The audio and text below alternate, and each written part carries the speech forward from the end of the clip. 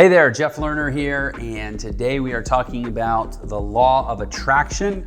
This is the next video in my ongoing series of videos about how to have an awesome life, and as importantly as wanting to have an awesome life, how to figure out how to pay for it. Today we're looking at the law of attraction, and we're gonna really start with the question of, is it science or pseudoscience? Basically, is this like a real thing, or is this just something that people talk about so they can get you all excited and, I don't know, invite you to their thing or sell you something? Let's talk about it.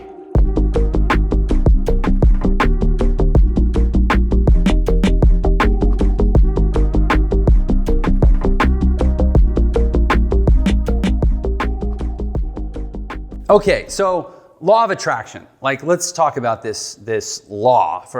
I don't know if it fits the actual definition of a law, but that's what they call it, right? Law of attraction. So is this science or is this pseudoscience, meaning something that's basically not scientifically valid, not something that, holds up to scientific scrutiny, not something that was formulated using the scientific method? I'm sure you remember that from school. To be honest, I don't actually know.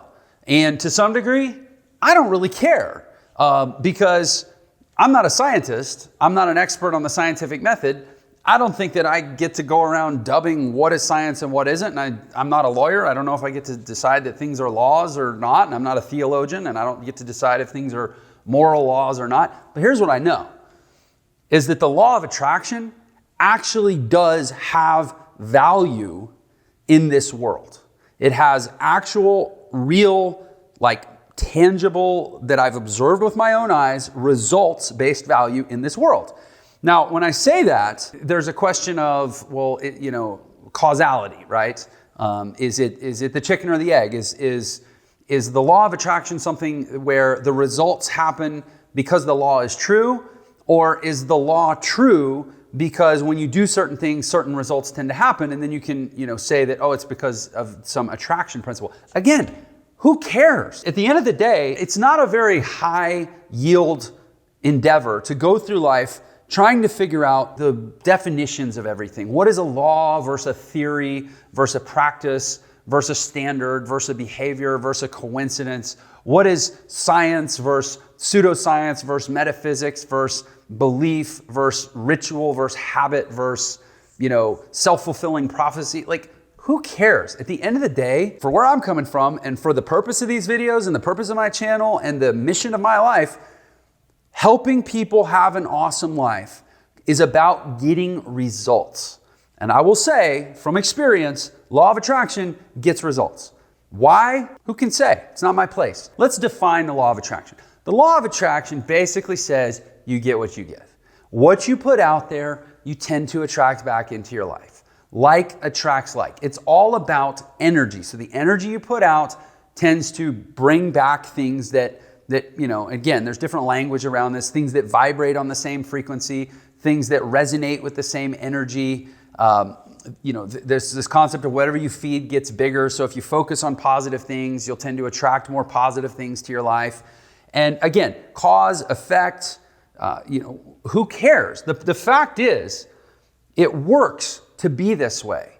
It's one of those things where, and I think this shows up in a lot of spiritual questions, a lot of moral questions, even a lot of business questions. You say, will my life be better if I act as if this is true? In the case of law of attraction, yes, 100%. And to that extent, I think that probably qualifies it as, I don't know if it qualifies it as science, it qualifies it as scientific enough for me. Life is better when you act as if the law of attraction is true. Just like life is better when you act as if there's, some sort of external moral imperative that steers us to be a good person. Just like life is better when you act as if love is the most powerful force in the universe. Just like life is better when you act as if money's not some evil thing, but money is simply energy, and money is simply resources, and money is simply potential to go have a great impact in this world. There's these things that I think, and the internet loves to debate things. We love to get mired in the weeds of what things are and what things mean. At the end of the day, we should really only be concerned with the question of what makes life better. Life gets better when you act according to the law of attraction, that when you put out positive energy, you get positive energy back. When you visualize the things that you want, instead of focusing on the things that you don't want, you tend to get more of the things that you want. Now, again, is that because the frequency is drawing these things to you, or is it just because your focus is steering you to behave and to act a certain way and to make certain decisions and to follow through in a certain way that tends to produce that result more often? I don't know and I don't care.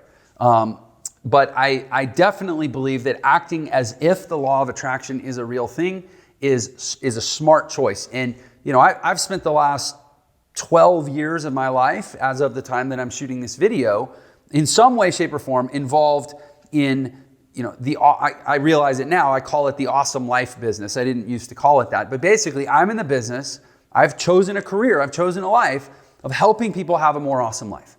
A lot of that has to do with finances. I focus on physical, personal, and professional excellence, but that professional excellence bucket, how do I exchange value with the world and how do I get paid? Because an awesome life has to be paid for. Awesome lives aren't free, trust me. With that focus and that choice for my life and that, cause and serving hundreds and hundreds of people in that area. I mean, I've had, over 150,000 people that have done some form of my training at some point in the last 12 years. I've had a lot of opportunity to observe and to interact and to work directly with people and say, hey, does this play out? When people choose positive energy, when people choose gratitude, when people choose, higher levels of money consciousness and energy consciousness, when people choose self-love, when people choose to think a certain way and to lead with certain thoughts, do they tend to get a more pragmatically positive outcome? And the answer is absolutely yes. And I'm not the only person who thinks this. So I talk in some of my videos about a guy named Martin Seligman. He's the creator of a school of psychology called positive psychology. Now, positive psychology, that may have a little bit of a new age sound to it, the name. It isn't new age. Positive psychology is definitely not pseudoscience. And that's coming from people much smarter and much more credentialed than me in terms of science. Positive psychology has basically revolutionized psychological practice in the last 20 or so years.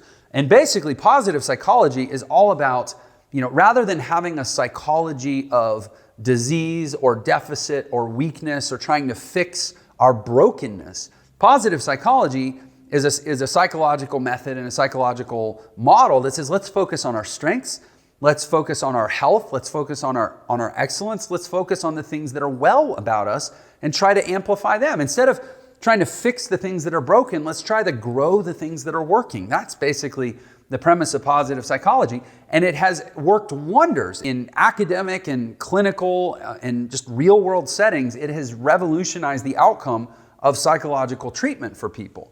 And that's, to me, that's just the law of attraction. That's basically saying, let's focus on the positive and we'll get more of it. Here, I wrote this word up here, routine. So basically, since I'm not really, despite the question I posed at the beginning of the video, I'm not really taking a hard position. I'm not saying it's science or it's pseudoscience. I'm not saying it's cause or it's effect, but I am saying it has real value.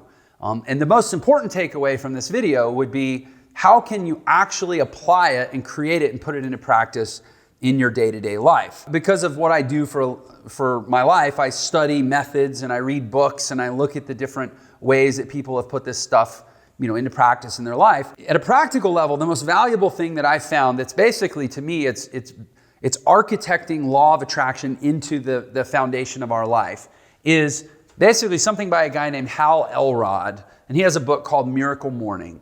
And in Miracle Morning, he has a routine that he calls the Savers method. And Savers basically stands for silence, affirmations, visualization, exercise, reading, and scribing. I'm sorry, speaking of scribing, I have very bad scribing, very bad handwriting. Scribing just means writing. Silence, affirmations, visualization, exercise, reading, and scribing. And the cool thing about this is, and what he does is he breaks it down into about a 1 hour morning routine. Say, hey, give me 10 minutes of each of these 6 things and do it every single day and you'll change your life. And I've done it. I've done it, there's mornings when I've got 12 minutes and I do each of these for 2. There's mornings I've got 60 minutes and I do each of these for 10. There's mornings, because I'm blessed to have, my own businesses and I do most of my work on the internet and I set my own schedule, there's mornings I can take half a day. I can take 6 hours. I can do each of these for an hour. Or I can do this for 30 minutes. I can do this for 30 minutes. I can do this for 30 minutes. I can do this for 90 minutes. I can do this for 2 hours. And I can do this. Some days I spend the whole day doing savers. And I can tell you at a practical level, it is absolutely game changer. It's basically embedding the law of attraction into your life. Because what happens is each of these is a mental training opportunity. What am I going to think about in silence? What am I going to say to myself in affirmations? What am I going to see in my mind's eye with visualization?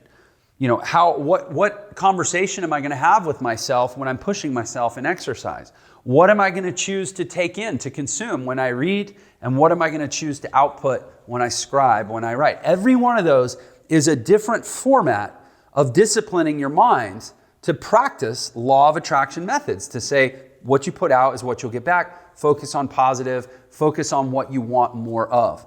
So I share that because all of this is conversation and insight and whatever. This is how routine is how you convert insight into experience. And experience is what creates change.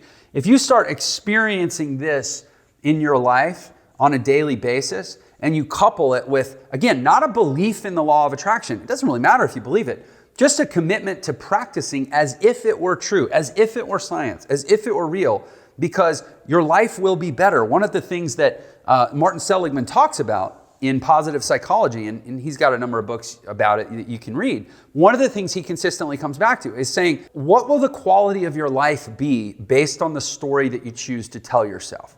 Because one of his big sort of postulates of his whole framework is you don't have enough information to know the truth about anything, about really almost anything. You don't know, 90% of what goes on in our head is the stories that we tell ourselves to fill in the gaps in our information, right? Somebody yells at us, somebody cuts us off in traffic. I get people online all the time. They send me, spiteful comments or whatever. And I try to assume or figure out what they mean. I try to believe that it must say something about me, or I have any context of what it means. For all I know, the guy who cut me off in traffic is racing to get to the hospital because his wife's in labor, and it doesn't have anything to do with me. It doesn't mean that he thinks I'm a loser or he disrespects me. It just means their consciousness, their focus is on where they're headed, and it doesn't have anything to do with me, right? But the stories that we tell ourselves, we create this meaning, we create this belief. And so Seligman's point of view is, given that it's impossible to ever have enough information to really know the facts about anything in this world, just decide, will my life be better? Will I be happier if I choose the optimistic explanation or the pessimistic explanation? And every single time you reach a point where you realize that choosing optimism, choosing happiness, choosing, benevolence, choosing to see people at their best and see people at their potential and see what's possible, not even necessarily what's probable. That's one of our core values in my business is we choose possibility over probability. That it has a very practical, valuable outcome in the course of your life. That's my take on law of attraction. I hope that's valuable for you. Listen, if you are interested in having an awesome life, if you are looking for a community or a school of thought or just a consistent practice of how do I shake up my day-to-day life? How do I get out of the norm and the rut that most people find themselves in and expose myself to some different belief sets and different messaging about what's actually possible in my life? Because listen, if you're watching this, then you're probably a human and you're probably alive. And based on those two criteria right there, the fact that you're human and the fact that you're alive, you're probably not living up to your potential. Your life probably isn't as awesome as it could be, because that's true for all of us, right? And so there are those of us who are deeply, passionately, obsessively committed to how awesome life is supposed to be and to prioritizing and choosing the set of behaviors that gets us as close to that as possible and eschewing, saying no to the majority of what the world gives us as the reasonable option, because reasonable options tend to get reasonable results. And based on what I think we can all see around us, we would say reasonable results actually aren't that great. Great results, awesome lives, extraordinary levels of achievement and success are outlier results. So they probably don't involve making reasonable or traditional or standard choices. If you like where I'm going with that and you think, man, I'd like to be around some people who think, you know, in extreme ways about what's possible, and they're willing to make radically different choices and focus on radically different things than most people, then this Jeff guy, his channel might be good for me and I should maybe subscribe, you know? So maybe you want to do that, click the button and make sure you hit the bell so you get notified when I put out new videos. Thanks for your time. I will catch you on the next one.